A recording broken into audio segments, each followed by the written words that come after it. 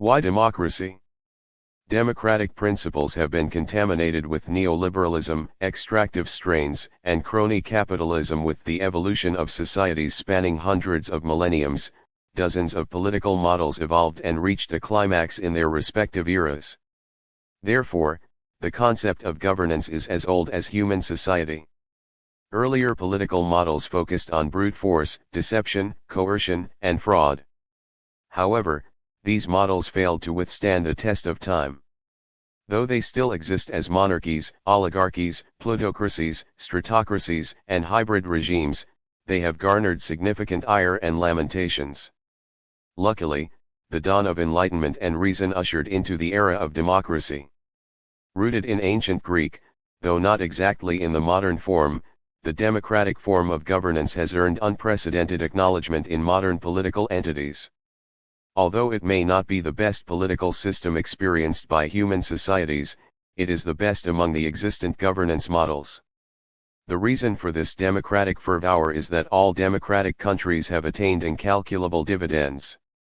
What makes democracy the most sought-after political project today? Abraham Lincoln said democracy is another name for the public's government. Genuine democracy is characterized by minimum inclusion, egalitarianism, active participation, citizen-centric policies, fair, free, and frequent elections, freedom of expression, and equal choice.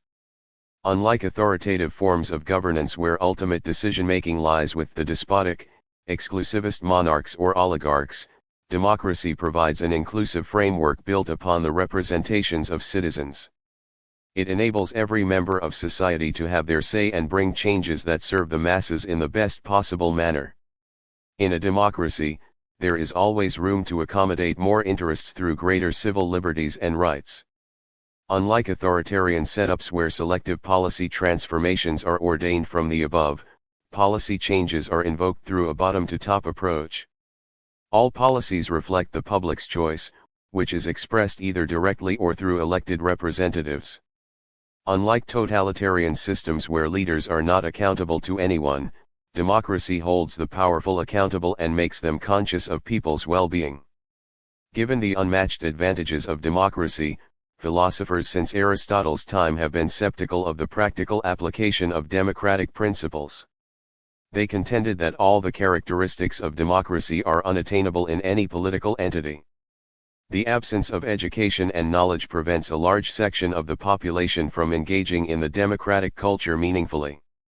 Modern-day critics term democracy as equivalent to European and West-sponsored capitalists' parasitic political projects aimed at keeping the lesser developed and post-colonial countries entangled in their ill will.